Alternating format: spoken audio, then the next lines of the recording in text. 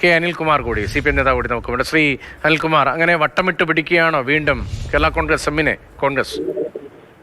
എന്തായാലും ഒരു കാര്യത്തിൽ വ്യക്തതയായി.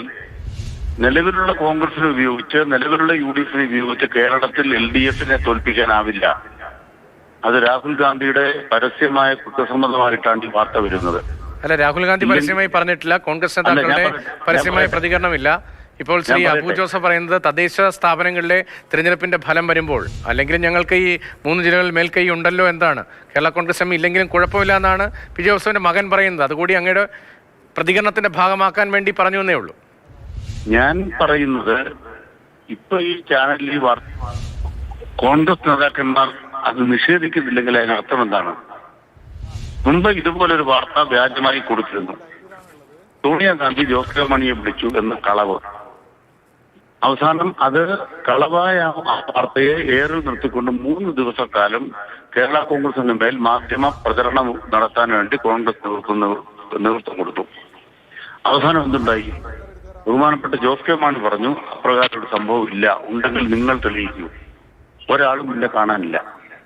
ഇപ്പോൾ രാഹുൽ ഗാന്ധിയെ വെച്ചിട്ടാണ് ഈ വ്യാജ വാർത്ത ഉണ്ടാക്കിയിരിക്കുന്നത്. ആ വാർത്ത വ്യാജമല്ലെങ്കിൽ നിഷേധിക്കണം കോൺഗ്രസ്. രാഹുൽ ഗാന്ധിയെ പറഞ്ഞിട്ടില്ല, ഇന്ന് നിഷേധിക്കണം. നിഷേധിച്ചില്ലെങ്കിൽ നമ്മൾ മനസ്സിലാക്കുന്ന എന്താണ്?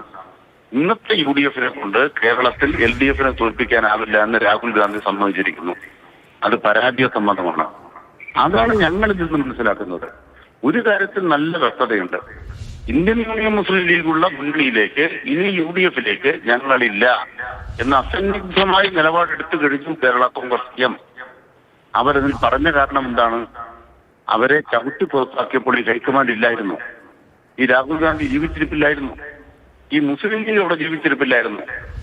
അപ്പോൾ ചവിട്ടി പുറത്താക്കാൻ എല്ലാവരും ഒരുമിച്ച് ചേർന്നു. അവസാനം ഏതായാലും രാഹുൽ ഗാന്ധി അക്കാര്യത്തിൽ ഇപ്പോൾ CPMന്റെ നിർദ്ദേശം, ഈ അഭിപ്രായ പ്രകടനത്തിനനുസരിച്ച് രാഹുൽ ഗാന്ധി വൈകിട്ട് വന്ന് നിഷേധിക്കുമോ എന്നതറിയില്ല.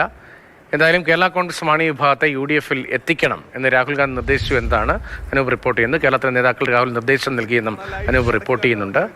തുടർച്ചയായി ഇനി എന്തൊക്കെ അനുരണനങ്ങൾ ഉണ്ടാകുമെന്നത് കാത്തിരുന്ന് കാണേണ്ടതാണ്.